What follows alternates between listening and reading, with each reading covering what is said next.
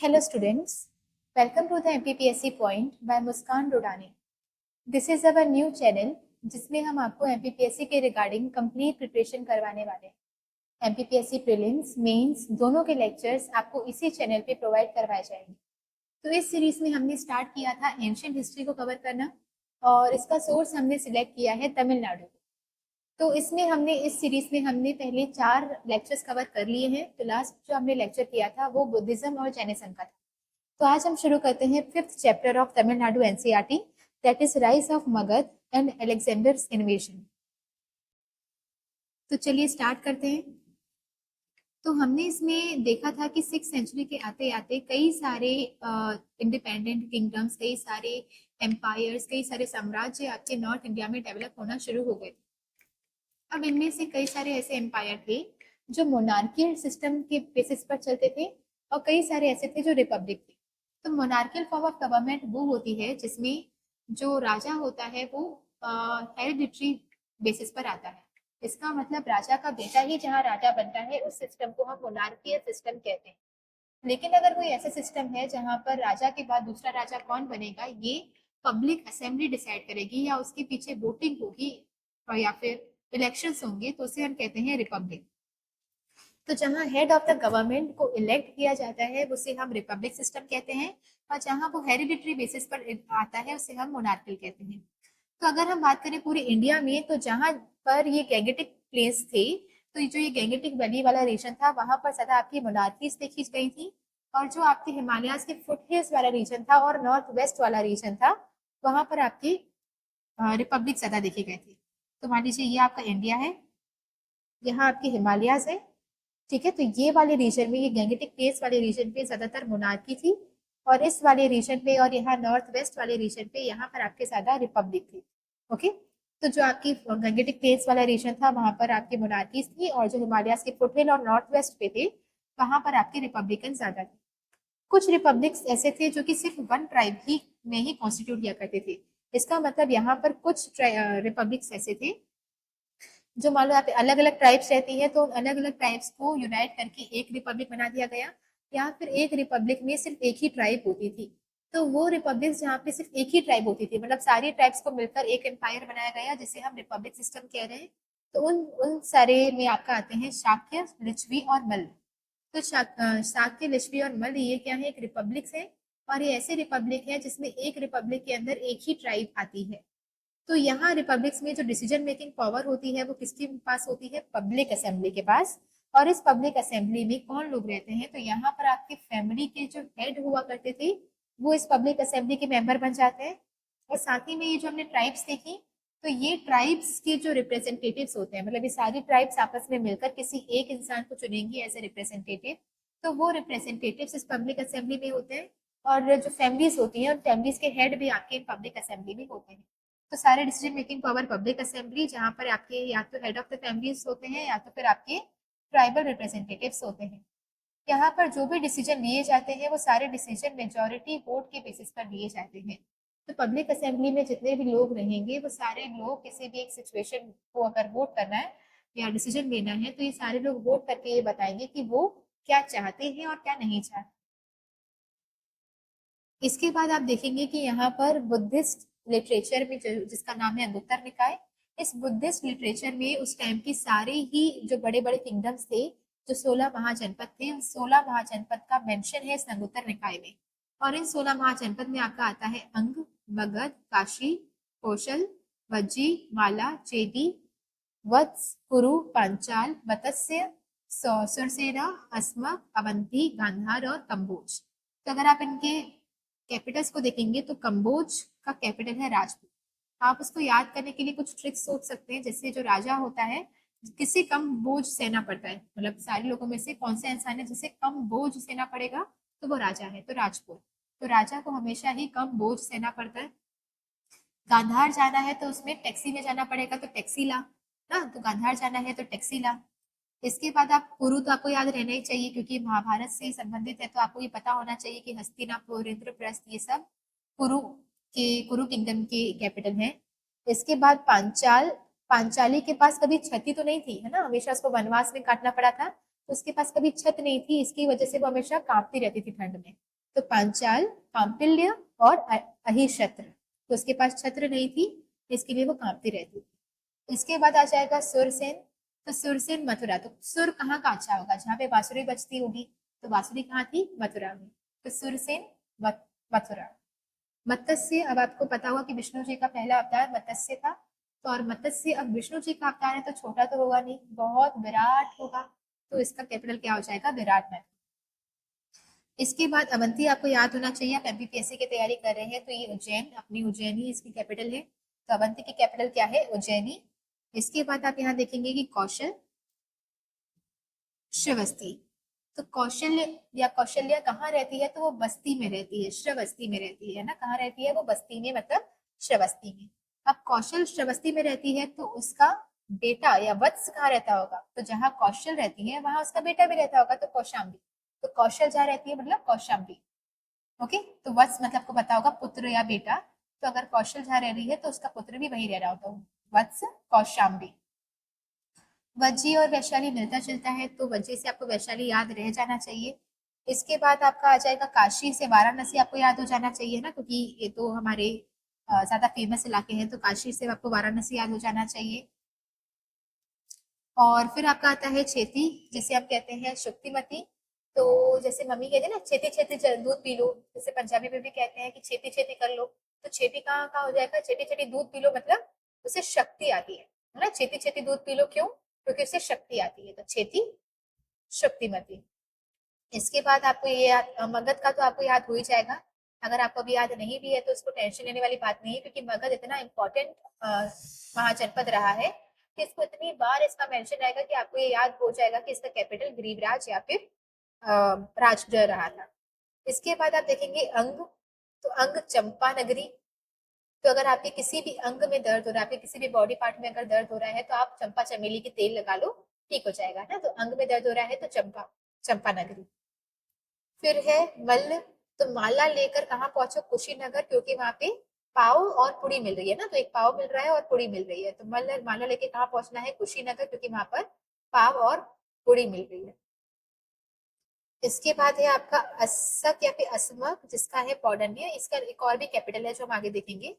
तो असक या फिर असमक, तो असक में आप कह सकते हो इसका पाव धनिया लेकर आना, तो मार्केट जा रही हो तो इसका या इसका पाव, एक पाव धनिया लेकर आना, तो इसका एक पाव धनिया। तो ऐसे सिर्फ आपके कुछ ट्रिक्स हैं, आपको अगर इसका हेल्प लेना हो तो भी ठीक है, हेल्प नहीं लेना हो तो आप अपने हिसाब से इसे याद कर सकते हैं। इसमें ये सारी लिस्ट है आपके पास, जैसे अंग की चंपा नगरी, और ये प्रेजेंट डे आपके मुंगेर, ये बिहार वाले रीजन में आता है। मगध राजगृह या फिर गिरिराज, ये आज के टाइम का ये बिहार गया पटना वाला रीजन है। काशी, वाराणसी, सॉरी, हाँ काशी का काशी या फिर वाराणसी, जो आज का बनारस वाला रीजन है। वत्स का कौशाम्बी, जहाँ कौशल है वहां पर वत्स भी है, तो कौशाम्बी आज का इलाहाबाद।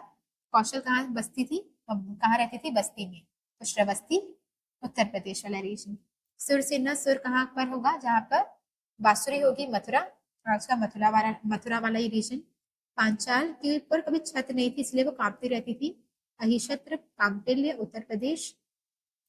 कुरु, ये हस्तिनापुर या इंद्रप्रस्थ वाला रीजन, जो आज मेरठ या फिर हरियाणा वाले रीजन में आता है। मत्स्य आपकी विष्णु जी की पहला अवतार था, तो विराट होगा, विराटनगर, जो आज प्रेजेंट डे जयपुर राजस्थान में है। छेती छेती कर, क्योंकि इससे शक्ति आएगी, तो शक्तिवती या फिर सोटीवती सेम है, या फिर यूपी का बांदा, तो ये बुंदेलखंड या फिर यूपी वाले इलाके में आता है। अवंती तो अपना ये उज्जैन या माहेश्मती मध्य प्रदेश मालवा वाले रीजन में आता है। गांधार जाना है तो तक्षशिला, रावलपिंडी, ये पाकिस्तान वाले रीजन में। कंबोज किसको लेना पड़ता है, तो हमने इससे पहले देखा था राजा था, तो राजपुर, या फिर ये दूसरा है पूछा। तो कम्बोज किसका, पोछे का कम बोझ होता है ना, जो पोछा हम घर पे लगाते हैं उसका बोझ ज्यादा नहीं होता, कम बोझ होता है, तो आपकी पूछा या फिर राजपुर से आप याद कर सकते हैं, राजपुर था, हाँ तो ये राजपुर से आप याद कर सकते हैं, और ये पूजा। इसके बाद था आपका रजौरी या हाजरा, कश्मीर में आता है ये। इसके बाद ये असमक, तो इसका पावडनिया या फिर आपका पैठान है ना, या प्रतिष्ठान, ये सेम है। ओके, तो या फिर आप ऐसा कर सकते हैं कि किसका या किसका लेकर आना, पैठान का या फिर पठान का ना, पठान का पावडनिया लेकर आना। गोदावरी नदी के किनारे वज्जी से वैशाली याद रह जाएगा और मल्ल से कुशीनगर, है ना। तो कुशीनगर ले जाना है, क्यों? क्योंकि वहां पर पावापुरी। इसके बाद है यहाँ पर कि ये तो हो गए कुछ बुद्धिस्ट टेक्स्ट में आपका ये मेंशन था, तो हमने देखा था कि आपका एक बुद्धिस्ट टेक्स्ट है अंगुत्तर निकाय, वहां पर आपका ये 16 महाजनपद के बारे में मेंशन है। यहाँ पर हमने एक नाम देखा था अंगुत्तर निकाय, ये बुद्धिस्ट टेक्स्ट था। लेकिन अभी आपके कुछ जैन टेक्स्ट में भी इन 16 महाजनपद के बारे में कुछ मेंशन है। लेकिन विद टाइम जो ये 16 महाजनपद थे, इसमें से जो वीक वीक महाजनपद थे वो या तो एलिमिनेटेड हो गए या तो निकल गए इस लिस्ट से, या तो वो स्ट्रॉन्गर वाले महाजनपद में मर्ज हो गए। तो फाइनली मिड सेंचुरी के एंड मिड तक आते आते हमारे पास सिर्फ 4 ही महाजनपद रह गए थे, जिसमें से एक था वत्स, एक था अवंती, एक था कौशल और एक था मगध। तो ये आप देखेंगे वत्स, अवंती, कौशल और मगध। तो वत्स, अवंती, कौशल, मगध, ये सिर्फ 4 ही ऐसे एम्पायर थे जो कि रह गए थे, बाकी सब या तो मर्ज हो गए थे या तो एलिमिनेटेड हो गए। तो कौशल उसका पुत्र वत्स, अवंती और मगध। ओके। इसके बाद हम ये देखेंगे कि ये जो हमारा मगध वाला एम्पायर है, पहले सिर्फ ये इतना मगध हुआ करता था, फिर वो एक्सपांड होकर ये पूरा ही मगध वाला रीजन बन गया। कौशल भी काफी ज्यादा एक्सपांड हो गया था, वत्स ये वाला एरिया और ये अवंती उस साइड है। तो आप यहाँ पर देखेंगे कि ये जो आपका मगध वाला रीजन सिर्फ अभी इतना है, ये एक्सपांड होकर ये पूरा इलाका आपके मगध के अंदर आ गया था। कौशल में भी देखेंगे तो ये पूरा आपका इलाका कौशल के अंदर आ गया था। वत्स में ये पूरा इलाका आपका वत्स के अंदर आ गया था और यहाँ पर आपकी अवंती थी। तो ये पूरे इलाके जो भी छोटे छोटे और एम्पायर थे वो मर्ज हो गए थे बड़े वाले एम्पायर के साथ। ओके। इसमें सबसे पहला अगर हम पढ़े वत्स, तो जो वत्स किंगडम थी वो आपकी यमुना नदी के किनारे सिचुएटेड था। तो यही अगर आप देखेंगे ये आपका वत्स है और ये ऊपर से यमुना नदी, तो ये आपकी यमुना नदी के किनारे सिचुएटेड था। ये आपका वत्स है, ये ऊपर से यमुना नदी आ रही है, तो यमुना नदी के किनारे ये आपका सिचुएटेड था। तो इसकी कैपिटल हमने अभी भी पढ़ी कौशाम्बी, जो कि आज प्रेजेंट डे इलाहाबाद कहा जाता है। इसका सबसे इंपॉर्टेंट एक रूलर था जिसका नाम था उदयन, उसने अपनी पोजीशन बढ़ाई थी मैट्रिमोनियल अलायंसेस से। तो आपके पास हर एक राजा के पास मेजरली 2 तरीके होते हैं, या तो फिर वो टेरिटोरियल एक्सपांशन करने के लिए या तो मैट्रिमोनियल अलायंस करता है, शादी वगैरह करता है, या तो फिर वो वॉर करता है। तो या तो वो बैटल्स के थ्रू अपना टेरिटरी एक्सपांड कर सकता है, पावर को एक्सपांड कर सकता है, या तो फिर वो शादी करके। तो इसने मैट्रिमोनियल अलायंसेस के थ्रू अपनी पावर को स्ट्रेंथन किया। तो इसने मैट्रिमोनियल अलायंसेस किसके साथ की? एक तो अवंती के साथ की, मगध के साथ की और अंग के साथ की।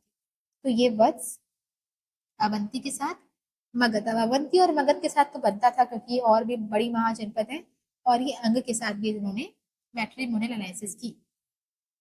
चलिए, इसके बाद जब इस उदयन की डेथ हो गई तो ये जो वत्स महाजनपद थी ये मर्ज हो गई अवंती महाजनपद के साथ। ठीक है। तो शॉर्ट में अगर आप देखिए तो वत्स महाजनपद यमुना नदी के किनारे थी, जिसकी कैपिटल कौशाम्बी थी। इसका फेमस राजा उदयन था।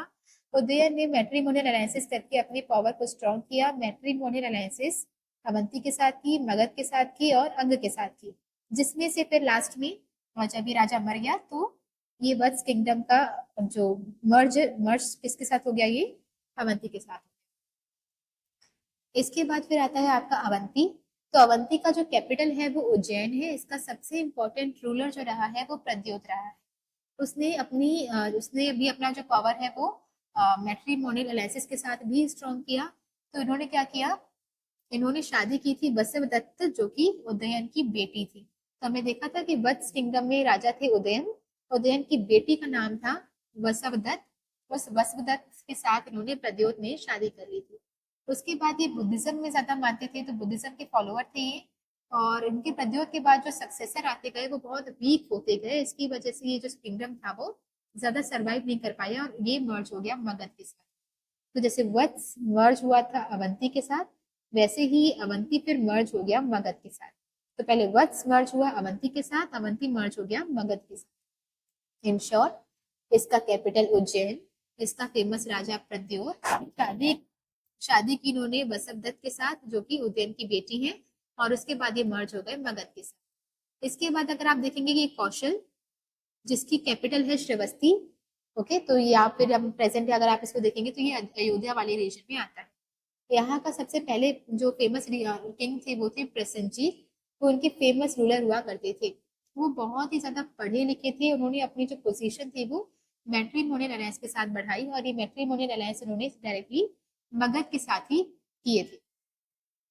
तो यहाँ पर मगध दिख नहीं रहा है, तो यहाँ पर ये जो कौशल है उन्होंने अपनी मैट्रिमोनियल अलायंसेस मगध के साथ किए थे। इसके बाद इनकी जो बहन थी उसकी शादी उन्होंने बिंबिसार के साथ करवाई। बिंबिसार वही जो मगध के राजा थे, हर्यन डायनेस्टी के पहले रूलर या फाउंडर बिंबिसार थे। तो उनके साथ कौशल के राजा प्रसेनजीत ने अपनी बहन जिनका नाम था महाकौशल, उनकी शादी बिंबिसार के साथ करवाई। और जब ये शादी बिंबिसार के साथ करवाई तो ये जो काशी है वो इनको दहेज में दे दिया गया था। ठीक है, बिंबिसार। तो ये जो काशी है वो उन्होंने दे दिया था as a dowry to the Bimbisara. उसके बाद फिर इनका जो ये प्रसेनजीत थे, इनकी काफी सारी लड़ाइयां चली थी अजातशत्रु के साथ।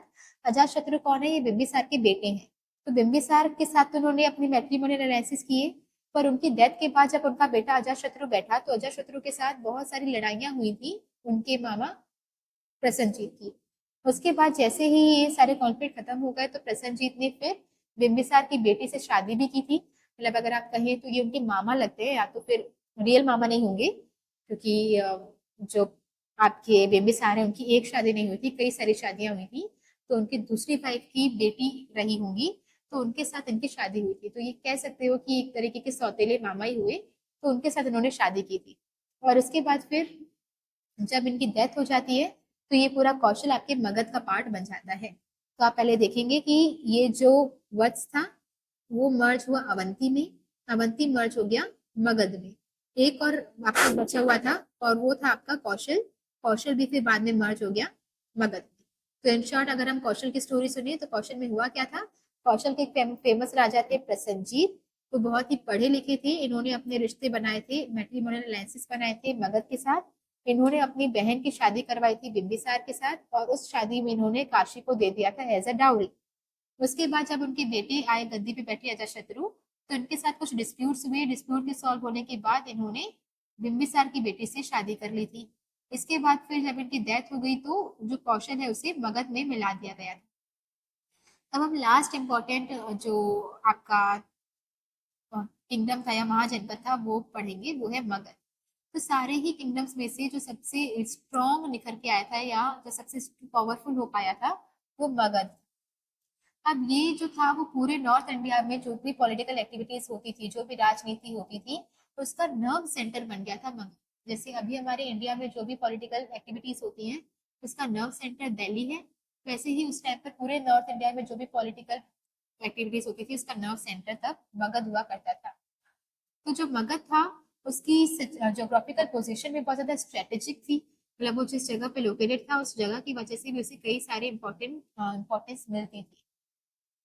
इसके बाद अगर हम देखें कि इसकी वजह से भी इसने जो अपना जो टेरिटरी एक्सपांशन किया, अपनी इंपीरियल पावर बढ़ाई, इसके पीछे इसका जोग्राफिकल लोकेशन बहुत ज्यादा इंपॉर्टेंट रोल प्ले करता है। तो ये सिचुएटेड कहाँ था? इसके नॉर्थ में भी गैंगेटिक वैली थी, इसके साउथ में भी गैंगेटिक वैली थी। तो ये नॉर्थ और साउथ दोनों तरफ से गैंगेटिक वैली से घिरा हुआ था, जिसकी वजह से यहाँ पे जो मिट्टी थी वो बहुत ज्यादा फर्टाइल थी। तो इसकी वजह से यहाँ पे एग्रीकल्चर अच्छा हो जाता था।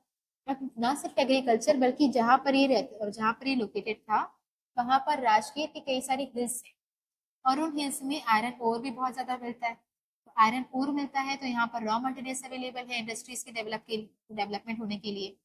तो ना सिर्फ आयरन ओर बल्कि यहाँ पे जो गया में आपकी कई सारे आयरन और कॉपर के डिपॉजिट्स मिले थे, जिसकी वजह से इसके नेचुरल एसिड्स में वृद्धि हुई। इसके अलावा यहाँ से एक हाईवे होकर गुजरता है और ये इस हाईवे के बीचों बीच सिचुएटेड है। जैसे अगर ये पूरा हाईवे है जहाँ से पूरा ट्रेड होता है, यहाँ से या तो इम्पोर्ट एक्सपोर्ट या फिर कोई भी सामान यहाँ पे बिकता रहता है, तो ये इसके बिल्कुल मिडल में यहाँ पर सिचुएटेड था। तो इसकी वजह से इससे ट्रेड का भी बहुत ज्यादा फायदा हुआ। तो इन्होंने अपने ट्रेड एंड कॉमर्स को भी बहुत ज्यादा स्ट्रॉन्ग कर पाए। इसके अलावा इनकी जो कैपिटल थी वो क्या थी? राजगृह। और इसके जब हम बात करेंगे इनके राजा के टाइम पे, तो बिंबिसार और अजातशत्रु के टाइम पर इनकी जो प्रोस्पेरिटी थी मगध की वो अपनी बिल्कुल पीक पर पहुंच चुकी थी। ओके, तो हमने इसके फायदे क्या क्या देखे? एक तो उसकी ज्योग्राफिकल लोकेशन देखी। ठीक है, हमें देखा ये अपर और लोअर गैंगेटिक प्लेन के बीच में सिचुएटेड है। इसकी वजह से फर्टिलिटी अच्छी है, आयरन ओर्स यहाँ पे मिलते हैं। गया में आपको कॉपर और आयरन के रिजर्व्स भी मिलेंगे, हाईवेज के सेंटर पे सिचुएटेड है, और ये राजगृह इसकी कैपिटल है। और बिम्बिसार और अजातशत्रु के टाइम पर इसकी जो प्रोस्पेरिटी है वो अपने पीक पर पहुंच गई थी। ठीक है, तो हम ये अभी यहाँ पर ये एक्चुअली में एक वीडियो था पर ये आ नहीं पाया है। तो पहले मगध सिर्फ इतना था, फिर उसने एक्सपांड करके इतना एरिया बना, फिर वो एक्सपांड करके इतना बड़ा एरिया बन गया। तो यहाँ पे आसपास में जितने भी और किंगडम्स थे उन सबको अपने में मर्ज करके मगध काफी ज्यादा एक्सपांड कर लिया था। तो अब हम देखेंगे कि आपके मगध वाले रीजन में कई सारी डायनेस्टीज आएंगी, जिसमें सबसे पहली डायनेस्टी है आपकी हर्यंक डायनेस्टी। तो अभी के लिए आप 3 डायनेस्टीज याद कर लेंगे। सबसे पहली है हर्यंक डायनेस्टी, फिर है आपकी शिशु शिशुनाग डायनेस्टी, और फिर है आपकी नंद डायनेस्टी। तो अभी के लिए आप 3 डायनेस्टी से याद कर लेंगे, हर्यंक, शिशुनाग और नंद। इसके बाद फिर आपके मौर्यास आते हैं, तो वो हम बाद में देखेंगे। अभी हर्यंक, शिशुनाग और नंद डायनेस्टी। तो यहाँ जो हर्यक डायनेस्टी है उसके सबसे पहले जो रूलर थे वो बिम्बिसार थे। बिम्बिसार का टाइम पीरियड था 546 से लेकर 494 बीसी तक का। तो 546 से लेकर 494 बीसी तक का जो टाइम पीरियड था वो किसका था? हर्यंक। तो ये जो थे वो हर्यंक डायनेस्टी से बिलोंग करते थे। इन्होंने जो अपनी पोजीशन थी वो ज्यादातर स्ट्रॉन्ग की थी मैट्रिमोनियल अलायंस से। हालांकि इन्होंने कुछ वॉर भी लड़े थे, पर कुछ आपकी जो सबसे मेन उनकी इंपॉर्टेंट है वो है इनके मैट्रिमोनियल अलायंसेस। तो उन्होंने मैट्रिमोनियल अलायंसेस में सबसे पहले तो हमने पहले भी देखा, कौशल के जो किंग थे प्रसेनजीत, उन्होंने अपनी बहन की शादी, जिसका नाम था, या कई जगह आपको कौशल देवी या महाकौशला देखने के लिए मिल जाए। तो प्रसेनजीत ने अपनी बहन कौशल देवी की शादी करवाई थी बिंबिसार के साथ। इसके बाद जब ये शादी हुई थी तो काशी वाला पूरा रीजन इनको डाउरी में या दहेज में दे दिया गया था बिंबिसार। तो इनकी पहली मैरिज हुई थी आपकी कौशल की रानी कौशल देवी के साथ, और फिर दूसरी हुई थी चेलना के साथ। तो आपकी जो ये वैशाली वाला रीजन है, उस वैशाली में एक रिपब्लिक हुआ करता था, लिच्छवी रिपब्लिक। तो उस लिच्छवी खानदान की एक प्रिंसेस है चेलना। उस चेलना के साथ फिर उन्होंने बिम्बिसार में शादी की थी। और जैसे ये शादी हुई तो उनका फिर नदन फ्रंटियर से इनका पूरा सिक्योरिटी मिल गई। तो इनके नॉर्थ में वैशाली आती है। तो जैसे इन्होंने वैशाली की जो रानी है, प्रिंसेस है चेलना, उनसे शादी कर ली, तो इसके कम से कम ये कंफर्म हो गया कि अब नॉर्थ से अटैक नहीं हो सकता, क्योंकि अब जो लिच्छवी खानदान है वो अपने दामाद पर तो अटैक करेंगे नहीं। तो वहां से इनकी पूरी सिक्योरिटी मिल गई। इसके बाद फिर इन्होंने अपनी तीसरी शादी की थी पंजाब में मद्रा एम्पायर है, तो उनकी एक रान प्रिंसेस के साथ, खेमा के साथ। तो पहली शादी कौशल देवी के साथ, जो कौशल के राजा प्रसन्नजीत की बहन है। दूसरी शादी चेलना के साथ, जो वैशाली की लिच्छवी प्रिंसेस है। तीसरी शादी खेमा के साथ, जो पंजाब के मद्रा खानदान की प्रिंसेस है। इसके बाद फिर आप आ जाएंगे, ये 3 शादी करने के बाद इनके बाद उन्होंने कुछ टेरिटोरियल एक्सपांशन के लिए लड़ाइयां भी की थी, जिसमें उन्होंने अंग के राजा ब्रह्मदत्त को हराया था। और उन्हें हराने के बाद अंग को अपने किंगडम में ही मर्ज कर लिया था। इसके बाद इन्होंने अवंती के राजा के साथ, जो कि प्रद्योत थे, उनके साथ बहुत अच्छे रिलेशंस एस्टेब्लिश किए थे। तो जब प्रद्योत की तबीयत खराब हुई थी तो बिंबिसार ने अपने यहाँ के एक डॉक्टर को, एक फिजिशियन जिसका नाम जीवक था, उनको उन्होंने सेंड किया था अवंती के राजा को ट्रीट करने के लिए। तो ऐसा करके उन्होंने अवंती के राजा के साथ भी बहुत फ्रेंडली रिलेशंस बनाए हुए थे। तो इसकी वजह से, और इस टाइम पर उनका जो एडमिनिस्ट्रेशन सिस्टम था वो भी बहुत अच्छा चल रहा था बिंबिसार के अंदर। तो आप देखेंगे कि मैट्रिमोनियल अलायंसेस में 3 शादियां की इन्होंने। एक शादी की कौशल देवी के साथ, दूसरी की चेलना के साथ, और तीसरी की मद्रा की प्रिंसेस के साथ। ठीक है, तो मद्रा की प्रिंसेस जो कि खेमा है उनके साथ। ये पंजाब वाला रीजन, ये वैशाली वाला रीजन, और ये कौशल वाला रीजन। फिर आप देखेंगे कि बिंबिसार जो थे वो वर्धमान महावीर और गौतम बुद्ध दोनों के ही कॉन्टेम्पररी थे।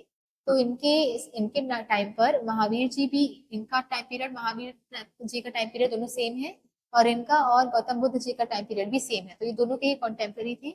हालांकि दोनों ही रिलीजन क्लेम करते हैं कि जो बिंबिसार है वो उनके सपोर्टर या उनके डिवोटी थे, पर ज्यादातर हम ये मानते हैं कि वो बुद्धिस्ट थे, या बुद्धिज्म की तरफ उनका ज्यादा झुकाव था, क्योंकि उन्होंने बुद्धिस्ट संघ को कई सारे गिफ्ट भिजवाए थे।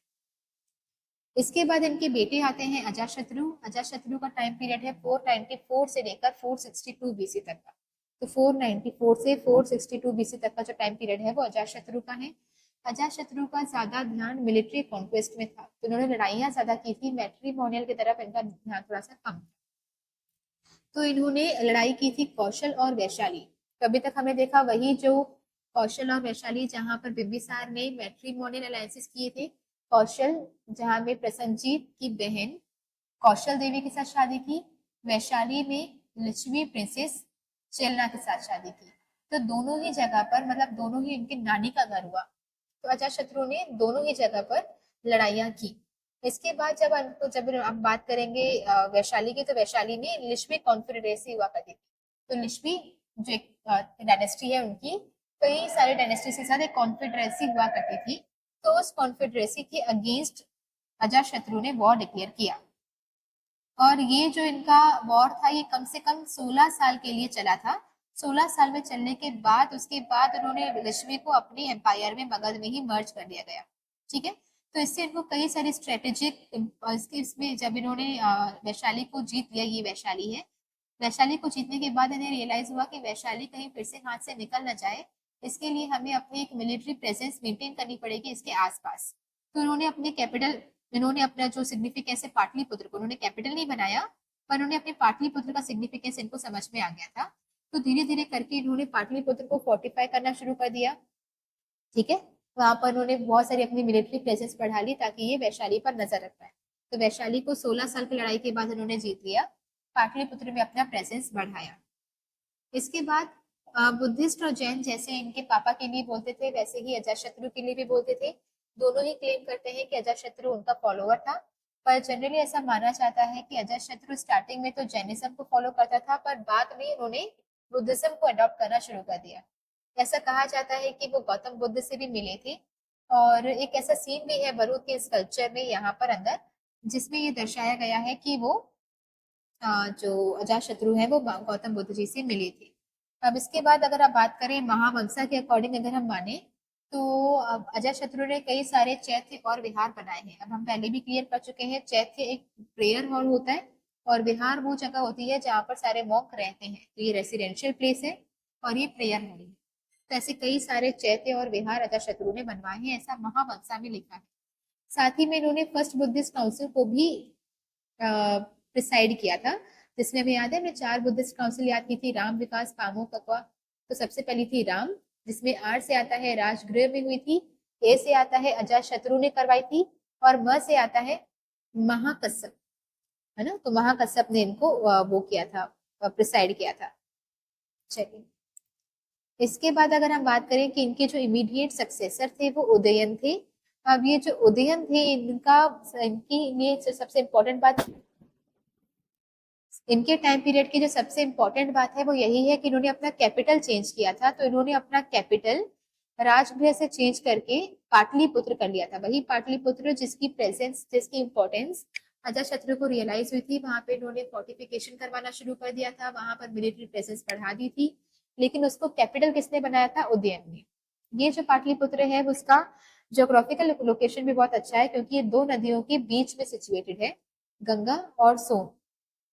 इसके बीच में होने की वजह से इसकी फर्टिलिटी भी काफी अच्छी है। इसके बाद उदयन के बाद इसके जो सक्सेसर्स हुए वो बहुत वीक सक्सेसर आते गए, जिसकी वजह से ये जो पूरा मगध वाला रीजन था यहाँ पे हर्यंक डायनेस्टी खत्म हो गई और यहाँ पर एक नेक्स्ट डायनेस्टी शुरू हुई जिसका नाम है शिशुनाग या फिर शिशुनाग डायनेस्टी, इसको ऐसा बोलते हैं। ठीक है, तो नेक्स्ट डायनेस्टी आपकी शिशुनाग डायनेस्टी। अब इसकी जो जीनियोलॉजी है, मतलब ये राजा महाराजा इनकी ओरिजिन कहाँ से हुआ था या क्रोनोलॉजी है, टाइम पीरियड क्या था, वो उतना क्लियर नहीं है। पर हमें ये पता है कि शिशुनाग ने ही अवंती को मगध में मिलाया था। हमने पहले देखा था कि जो वत्स है वो पहले अवंती में मिला और फिर जो अवंती है वो मगध में मिल गई। तो अवंती को मगध में मिलाने का जो क्रेडिट है वो किसको जाता है? शिशुनाग डायनेस्टी को। इवन उसमें भी जो राजा है शिशुनाग, उनको। तो शिशुनाग के बाद ये जो पूरा एम्पायर है वो कोलैप्स होने लग गया। इसके बाद इनके जो सक्सेसर आए थे वो कालाशोक आए थे। कालाशोक या काका वर्मन उनका नाम था। और उनके टाइम पीरियड में बस एक ही चीज बहुत इंपॉर्टेंट है कि सेकेंड बुद्धिस्ट काउंसिल हुई थी, राम, विकास, पामो का क्वाद। सेकेंड वाली विकास, विकास में वी से आता है वैशाली में हुई थी, क से आता है कालाशोक ने करवाई थी, और से आता है सभा कवि, इनको उसने इनको प्रिसाइड किया था। इसके बाद जो ये कालाशोक है, कालाशोक को नंद डायनेस्टी के फाउंडर ने मार दिया था। तो शिशुनाग टाइम पीरियड बहुत कम था। ठीक है, यहाँ पर बस दो चीजें बहुत इंपॉर्टेंट है कि अवंती मर्ज हो गई थी मगध में। कालाशोक ने यहाँ पर सेकेंड बुद्धिस्ट काउंसिल को कन्वीन करवाया था। इसके बाद हम बात करेंगे तीसरी इंपॉर्टेंट डायनेस्टी, जो कि नंद डायनेस्टी है। जो मगध की इतनी पहचान थी, उनका जो मान सम्मान था, रेपुटेशन थी, वो नंद डायनेस्टी के टाइम पर बहुत ग्रेट हाइट्स में पहुंच गई थी। अब इनकी जो बाउंड्रीज थी वो मतलब इन तीनों हरियांग डायनेस्टी और शिशुनाग डायनेस्टी और नंद डायनेस्टी को कंपेयर करें तो सबसे ज्यादा एक्सपांशन इस नंद डायनेस्टी ने ही किया था। तो इनका जो पूरा बाउंड्रीज एक्सपांशन था या टेरिटोरियल एक्सपांशन था वो पूरे गैंगेटिक प्लेन से भी बियॉन्ड था। तो उन्होंने गैंगेटिक प्लेन से भी आगे बढ़कर या गैंगेटिक प्लेन से भी ज्यादा इन्होंने अपना टेरिटोरियल को एक्सपांड कर दिया था।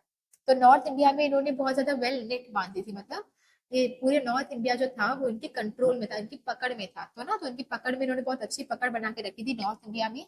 और इनमें भी जो इनके राजा थे महापद्मनंद, वो बहुत ही पावरफुल रूलर माने गए हैं नंद डायनेस्टी के। इन्होंने नॉर्थ इंडिया में सारे क्षत्रिय डायनेस्टीज को खत्म करके इन्होंने एक टाइटल एज्यूम किया था, वो था एकरथ। एकरथ का नाम मतलब ही होता है कि अपरूटर ऑफ ऑल क्षत्रियास, या जो सारे क्षत्रियों का सर्वनाश कर दे, उसको हम कहते हैं एकरथ। तो इन्होंने नॉर्थ में अपनी सारी क्षत्रिय डायनेस्टीज को खत्म करके अपना टाइटल एज्यूम किया एकरथ। अगर हम पुराण के बारे में देखें तो पुराण में भी ये मेंशन है कि जो महापद्मनंद है उन्होंने बहुत सारे कॉन्क्वेस्ट किए हैं। साथ ही में अगर आप बात करें कलिंग के राजा हैं खारवेल, उन्होंने एक इंस्क्रिप्शन लिखवाया था जिसे हम कहते हैं हाथी गुफा इंस्क्रिप्शन। उस हाथी गुफा इंस्क्रिप्शन में भी ये मेंशन है कि किस तरह से महापद्मनंद ने कलिंग का कॉन्क्वेस्ट किया था, कलिंग को अपने मगध में मिलाया था। इसके बाद अगर आप बात करेंगे, कई सारे जो हिस्टोरियंस है वो ये भी मानते हैं कि जो नंद डायनेस्टी का रूल था वो सिर्फ आपके नॉर्थ इंडिया में नहीं था, वो डिक्कन वाले रीजन में भी वो रूल किया करते थे। ठीक है, तो इसकी वजह से इस नंद डायनेस्टी में महापद्मनंद को ग्रेट एम्पायर बिल्डर भी कहा जाता है। तो आप देखेंगे कि इन्होंने क्या किया था, एक तो गैंगेटिक प्लेन के बियॉन्ड इन्होंने अपना टेरिटोरियल एक्सपांशन किया था। आप देखेंगे कि इन्होंने नॉर्थ इंडिया में बहुत अच्छी पकड़ बना के रखी थी, वहां पर सारे क्षत्रियों को का सर्वनाश करके इन्होंने एक टाइटल एज्यूम किया था। खारवेल के किंग कलिंग के जो खारवेल राजा हैं, इन्होंने अपने इंस्क्रिप्शन में भी मेंशन किया था इनके बारे में। डिक्कन में भी इन्होंने अपनी पहुंच रखी थी, ऐसा कई सारे हिस्टोरियंस कहा करते हैं। तो ये आप देखेंगे नंद के टाइम पर ये पूरा रीजन जो ना सिर्फ गैंगेटिक प्लेस वाला है बल्कि डिक्कन वाला इलाका भी है, ये महापद्मनंद के टाइम पर इतना एक्सपांशन हुआ था नंद एम्पायर का। अगर आप बुद्धिस्ट ट्रेडिशन के अकॉर्डिंग माने तो महापद्मनंद का जो रूल था वो लगभग 10 सालों तक का रहा है। इसके बाद इनका जो नंद डायनेस्टी में इनके 8 बेटों ने और भी रूल किया, तो इनकी जो एम्पायर था उसे सक्सीड किया था इनके 8 बेटों ने, जिसमें जो इनका आखिरी बेटा था वो था धनानंद।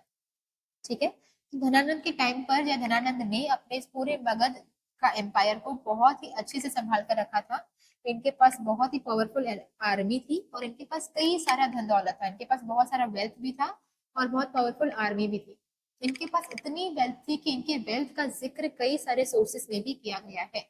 तो इनकी वेल्थ का जिक्र आपको इवन तमिल के संगम वर्क में भी मिल जाएगा। तो वहां पर एक पोएट है मामूलनार या मामूलानार इनके एक पोएट है, उनका एक वर्क है अहना नूरू। तो उस अहना नूरू में भी नंद पीरियड या धनानंद की वेल्थ के बारे में जिक्र किया गया है। अब इस यहाँ पर हमने वैसे भी देखा था कि जो पाटलिपुत्र इनका कैपिटल रहा है या मगध की लोकेशन दोनों ही नदियों के कॉन्फ्लुएंस में है, तो इसकी वजह से यहाँ पे फर्टिलिटी बहुत अच्छी है। तो यहाँ पे एग्रीकल्चर बहुत ज्यादा डेवलप किया, इसकी वजह से भी माना जाता है कि यहाँ पर कई सारी इतनी रेवेन्यू जनरेट हुआ होगा। लेकिन इसमें प्रॉब्लम बस ये थी कि धनानंद लोगों से टैक्स वसूल करने के लिए बहुत ही oppressive way of tax collection adopt किया करते थे। मतलब ये बहुत ही जबरदस्ती या फिर बहुत ही स्ट्रिक्टली टैक्स वसूल किया करते थे, जिसकी वजह से लोगों में बहुत ज्यादा लोग उनका ज्यादा विरोध किया करते थे। लोगों में इस बात का बहुत ज्यादा रिसेंट था या फिर गुस्सा था, और उसी बात का चंद्रगुप्त मौर्य और कौटिल्य मतलब चाणक्य ने यूज किया था नंद रूल को खत्म करने के लिए। तो उन्होंने बहुत ही जो लोगों के बीच में रिसेंटमेंट जगाया, पॉपुलर एक क्या बोलते हैं मूवमेंट स्टार्ट करवाया, एक पॉपुलर मूवमेंट स्टार्ट करवाया, या फिर आप कहेंगे कि प्रोटेस्ट चालू करवाया, जिसकी वजह से धनानंद का रूल खत्म हुआ और फिर हमारे मौर्य का रूल स्टार्ट हुआ। और इसी टाइम पीरियड पर अलेक्जेंडर ने भी इंडिया में इन्वेजन किया था। तो आप देखेंगे धनानंद के टाइम पर दो मेन चीजें हुई थी, एक तो कौटिल्य और चंद्रगुप्त मौर्य की नजर पड़ी थी आपके नंद एम्पायर पे। हालांकि नजर तो बहुत पहले ही पड़ चुकी थी, तभी चाणक्य ने इन छोटे से चंद्रगुप्त मौर्य को इतना डेवलप किया था, इतना उनको सिखाया, उनकी स्किल्स डेवलप की ताकि वो एक बहुत अच्छे काबिल रूलर बन सके। तो नजर तो काफी पहले ही पड़ चुकी थी, पर इनके धनानंद के टाइम पीरियड में चाणक्य ने फाइनली डिसाइड किया कि अब वहां का राजा चंद्रगुप्त मौर्य बनेगा, और इसके टाइम पीरियड में ही अलेक्जेंडर का इन्वेजन भी हुआ था। तो ये सारे महाजनपद तो फ्लरिश कर ही रहे थे, पर इस टाइम पर हमारे इंडिया में कई सारे इन्वेजन्स भी हुए थे, जिसमें से सबसे पहले हमारे पर्शियन इन्वेजन आते हैं और फिर ग्रीक इन्वेजन आते हैं। तो पर्शियन इन्वेजन में अगर हम देखें तो सबसे पहले साइरस है, जिनका टाइम पीरियड है 558 से लेकर 530 बीसी तक का। तो 558 से लेकर 530 बीसी तक के बीच में साइरस ने यहाँ पर इंडिया में इन्वेड किया था। तो इसे हम एकिमेनियन एम्पायर का सबसे बड़ा कॉन्क्वेरर मानते हैं, क्योंकि इन्होंने बहुत सारे रीजन को हथियाया था, वहां पे इन्होंने लड़ाइयाँ की थी और सारे टेरिटोरियल एक्सपांशन इन्होंने किया था। तो एकिमेनियन एम्पायर के टाइम पर इनको बहुत ज्यादा ग्रेटेस्ट कॉन्क्वेरर माना जाता था। इंडिया के लिए ये पहले कॉन्क्वेरर थे जिन्होंने इंडिया में एंटर किया और इंडिया को इन्वेड किया। तो इन्होंने जो हमारे नॉर्थ वेस्टर्न पार्ट में जो गांधार रीजन है उसको हथियाया था, या वहां पर उन्होंने कब्जा किया था। तो आप देखेंगे कि ये जो इंडिया है प्रेजेंट डे पाकिस्तान में आता है आपका गांधार रीजन, एग्जैक्टली यहाँ पर। तो इस वाले रीजन को इन्होंने कब्जा किया था। इसके बाद यहाँ पर नॉर्थ वेस्ट में जितनी भी ट्राइब्स थी जो कि इंडस रिवर के वेस्ट में आती थी, उन सब ने साइरस को के सामने सबमिट कर दिया था, मतलब इन्होंने अपना सरेंडर कर दिया था, समर्पण कर दिया था। तो और इनको उन्होंने ट्रिब्यूट वगैरह जो भी इनको पैसे वगैरह चाहिए थे वो सब कुछ इनको पे कर दिए थे।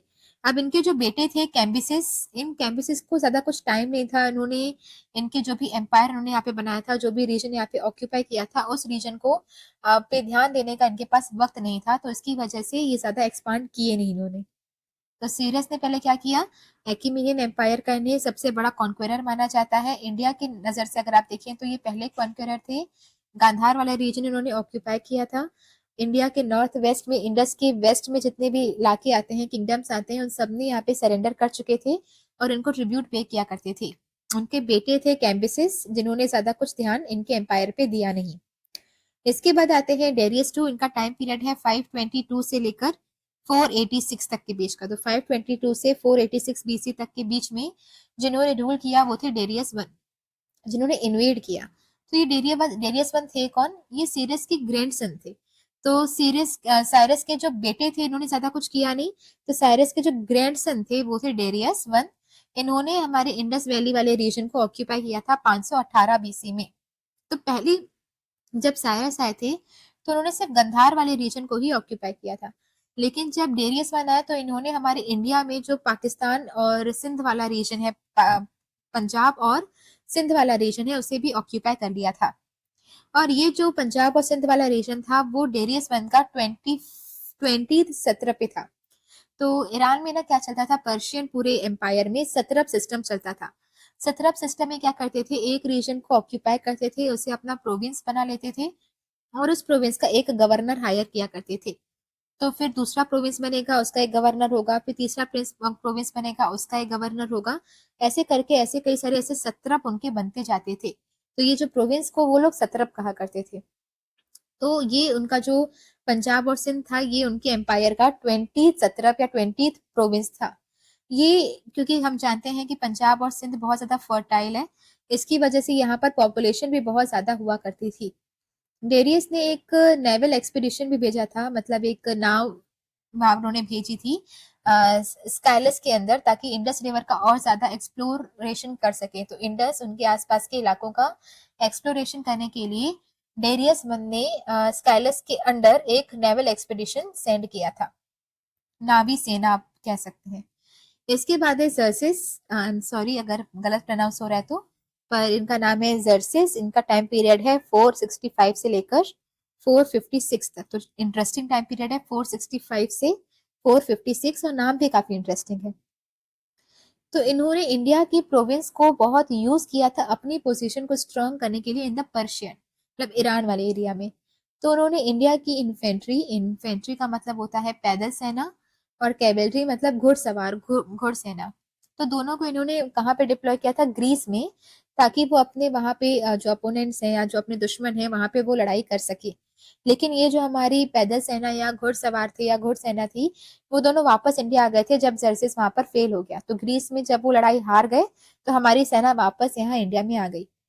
इस फेलियर के बाद ये जो एकिमेनियन एम्पायर था, उन्होंने इंडिया में और ज्यादा एक्सपांशन नहीं कर पाया। लेकिन वो एरिया जो अभी उनके कंट्रोल में था, मतलब इसके पहले तक जो एरिया उनके कंट्रोल में था, वो इसके बाद भी कंट्रोल में ही रहा, बस वो आगे और ज्यादा एक्सपांड नहीं कर पाए। उसके बाद डेरियस थ्री ने भी जो इंडियन सोल्जर्स को लगाया था जब अलेक्जेंडर ने आक्रमण किया था। तो जब अलेक्जेंडर ने आक्रमण किया था तो वही नॉर्थ वेस्ट वाले रीजन से किया था। तो यहाँ पर पहले जो इलाके पड़ते हैं आपके पंजाब, सिंध या फिर ये गंधार वाला रीजन, तो यहाँ पर अभी भी डेरियस थ्री का शासन था, मतलब अब डेरियस थ्री आ गए थे। तो डेरियस थ्री ने यहाँ पे इंडियन सोल्जर्स को रिक्रूट किया था, उनको डिप्लॉय किया था, ताकि जब अलेक्जेंडर आए तो उनके खिलाफ वो लड़ाई कर सके। ठीक है। तो जैसे ही अलेक्जेंडर उसके बाद हमारे इंडिया में इन्वेट किया, तो उसके बाद जो पर्शियन का कंट्रोल था हमारे इंडिया में, वो थोड़ा कम होता हुआ हमें दिखा। अब हम बात करते हैं कि पर्शियन इन्वेशन के क्या क्या इफेक्ट हमारे इंडिया में पड़े। तो उनके इफेक्ट तो काफी सारे पड़े, क्योंकि सबसे पहला तो इंडो ईरानियन कॉमर्स इंक्रीज हुआ। तो जब वो हमारे यहाँ पर आए, हमारे कल्चर्स आपस में एक्सचेंज हुए, उसके बाद हमारे रिलेशन और स्ट्रांग हुए। तो इससे क्या हुआ, सबसे पहला बूस्ट तो मिला इंडिया और ईरान के बीच के कॉमर्स का, ट्रेड का। इसके बाद उन्होंने एक ग्राउंड बना दिया था अलेक्जेंडर के इन्वेशन के लिए, क्योंकि पहले ये इस रूट से हमारे यहाँ पर कोई इन्वेट किया नहीं था। जब वो लोग हमारे यहाँ पर आए तो उन्हें ये पता चला कि हमारे इंडिया में कितनी सारी वेल्थ है। और जब वो पर्शियन लोग हम इस चीज से वाकिफ हो गए, जब उन्हें ये पता चल गया कि हमारे यहाँ पर इतनी सारी वेल्थ है, तो ये बात फिर और भी सारी कंट्रीज में स्प्रेड हुई, जिससे सुनकर अलेक्जेंडर भी हमारे इंडिया में आया, प्योरली हमारी वेल्थ की वजह से। इसके बाद जो हम खरोष्टी स्क्रिप्ट का यूज करते हैं, अकबर सॉरी अशोक ने भी अपने कई सारे इंस्क्रिप्शन में, एडिक्ट्स में खरोष्टी स्क्रिप्ट का यूज किया है। वो खरोष्टी स्क्रिप्ट भी जो है वो ईरानियन की राइटिंग है, जो इंडिया में मतलब नॉर्थ वेस्ट इंडिया में पॉपुलर हुई। तो ये ईरानियन स्क्रिप्ट है जो कि इंडिया में पॉपुलर हुई, इसलिए हुई क्योंकि पर्शियन का इन्वेशन हुआ था, तो हमारा बीच में कल्चरल एक्सचेंज हुआ। कई सारे जो अशोका के एडिक्ट्स थे, उस एडिक्ट्स में भी इन्हीं स्क्रिप्ट में, खरोष्टी स्क्रिप्ट में चीजें लिखी गई हैं। इसके बाद अगर आप देखेंगे कि इनका जो इन्फ्लुएंस है, मतलब पर्शियन आर्ट का जो इन्फ्लुएंस है, वो हमारे मौर्यन आर्ट्स में भी देखने के लिए मिलता है। जैसे आप देखेंगे कि मौर्यास में अशोका है, अशोका के जो मोनोलिथिक पिलर्स हैं, मोनोलिथिक पिलर मतलब, लिथिक का मतलब होता है स्टोन, और मोनो मतलब एक। तो एक बड़े पत्थर से जो पिलर बनाया जाता है उसे हम मोनोलिथिक पिलर्स बोलते हैं। मतलब जनरली जो पिलर्स होते हैं वो कैसे होते हैं कि छोटे छोटे पत्थरों को या ईंटों को ऐसे रखकर फिर पिलर बनाया जाता है। लेकिन वो पिलर जो एक ही बड़े पत्थर को काव करके बनाया गया हो, उसे मोनोलिथिक पिलर बोलते हैं। तो ये जो मोनोलिथिक पिलर अशोका बनाता था और उस पे स्कल्पचर लिखे होते थे, ये सारा सब कुछ ये ईरानियन, ये सब पर्शियन आर्ट ही है। तो ये जो एडिक्ट्स वगैरह या फिर उसमें जो वर्ड्स वगैरह यूज करना, ये सब जो अशोक किया करता था, ये सब कहाँ से आता है, ये सब ईरानियन इन्फ्लुएंस से आता है। तो हम ये देख सकते हैं कि ईरानियन का कनेक्शन जो इंडिया के साथ हुआ, ये मैसेडोनिया के कॉन्टेक्स्ट से कई ज्यादा इंपॉर्टेंट था। मैसेडोनिया मतलब जो अलेक्जेंडर हमारे यहाँ पर एंटर हुए थे वो मैसेडोनिया से थे। तो इवन अलेक्जेंडर से भी ज्यादा इंपॉर्टेंट अगर किसी का इन्वेशन था तो वो पर्शियन इन्वेशन था, क्योंकि इन्होंने हमें कई सारा हमारे इंडिया में बदलाव इनकी वजह से आया। कॉमर्स इंप्रूव हुआ, Kharosthi script I, even Alexander का इन्वेशन भी इसलिए हुआ क्योंकि पहले पर्शियन इन्वेशन हुआ था। और उसके बाद अगर आप देखेंगे कि मौर्यास के आर्ट में वो जो मोनोलिथिक पिलर बने हैं, अशोका ने जो एडिक्ट बनवाए हैं और उसमें जो वर्ड्स वगैरह यूज किए हैं, ये सारी चीजें आती हैं आपकी पर्शियन आर्ट से। ये आप देखेंगे कि अशोका का एक तो ये मोनोलिथिक पिलर और ये एडिक्ट, रॉक एडिक्ट, ये सारी चीजें कहाँ से आई हैं, ये पर्शियन इन्फ्लुएंस से आई हैं। तो इसके बाद लास्ट हम देखते हैं अलेक्जेंडर का इन्वेशन, जो 327 से 325 बीसी के बीच में हुआ था। तो उस टाइम पर हमारी पॉलिटिकल कंडीशंस कैसी थी वो हम देखते हैं। तो हमने देखा था कि इससे पहले जो पर्शियन इन्वेशन हुआ था वो 558 बीसी के आसपास हुआ था। और उसके लगभग 200 सालों बाद, 2 सेंचुरी के बाद अलेक्जेंडर जो मैसिडोनिया से बिलोंग करते थे, उन्होंने इंडिया को इन्वेड किया। तो जब वो इन्वेशन यहाँ पे कर रहे थे तो उस टाइम पर नॉर्थ वेस्टर्न इंडिया में, मतलब नॉर्थ वेस्ट इंडिया में आपके कई सारी छोटी छोटी सी किंगडम्स थी, जिनमें से कुछ जो इंपॉर्टेंट किंग्स थे वो थे तक्षशिला के आम्भी, तो आम्भी रूलर ऑफ तक्षशिला, अभिसारा के रूलर, और पोरस जो कि झेलम और चेनाब नदियों के बीच वाला रीजन जहां पर पोरस राज किया करते थे, ये 3 इंपॉर्टेंट रूलर्स थे। इस टाइम पर कुछ रिपब्लिकन स्टेट्स भी थे जैसे कि नाइसा।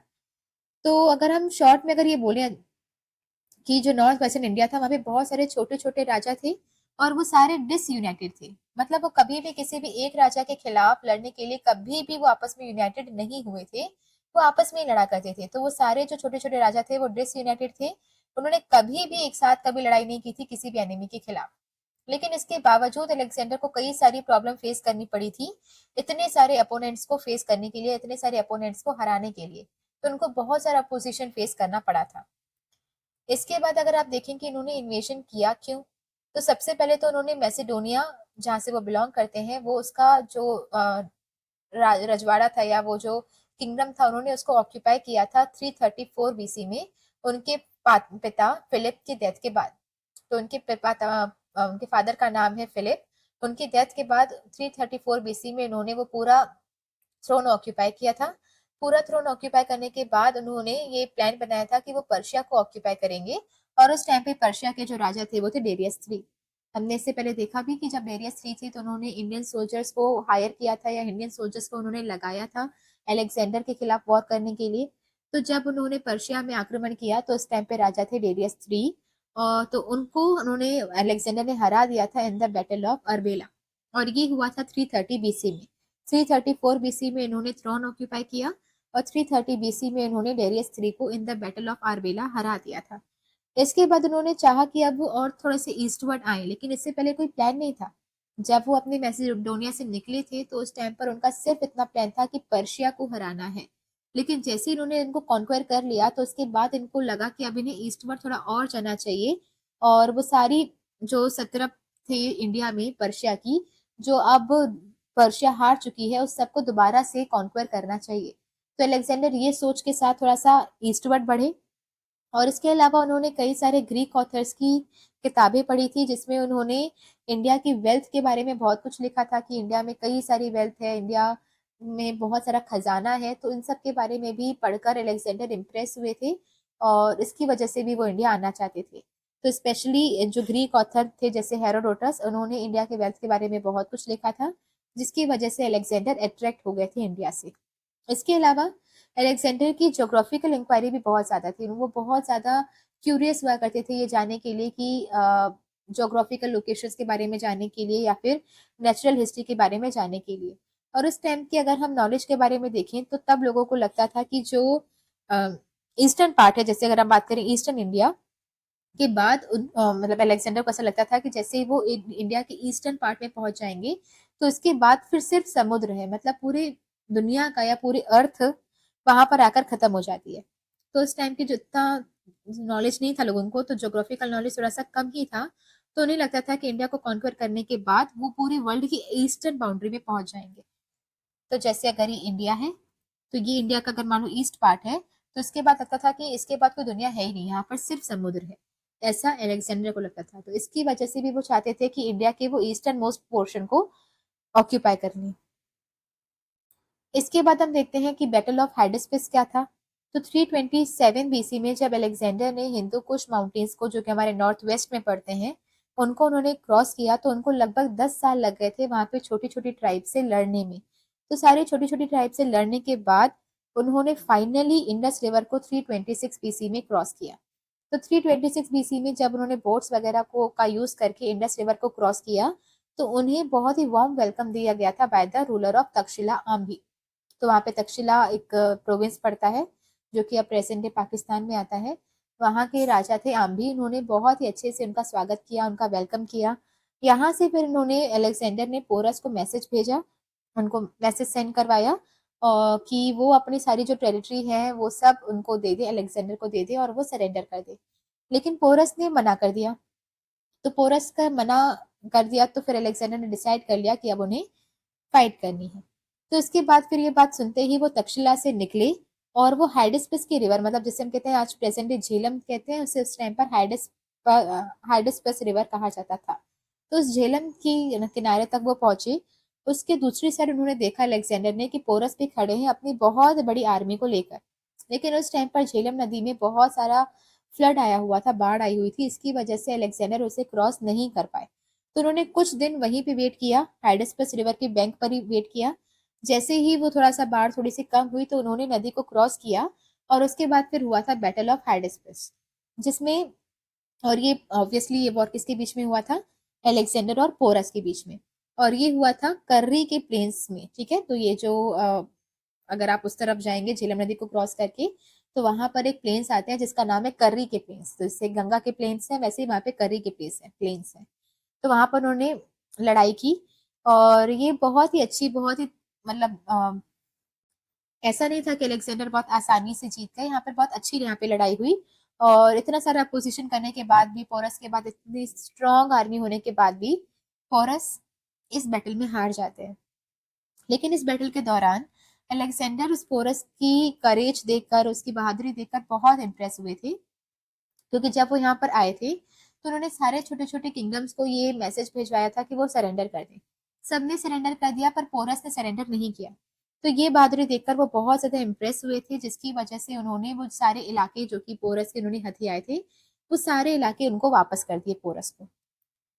तो ये है अलेक्जेंडर वर्सेस पोरस।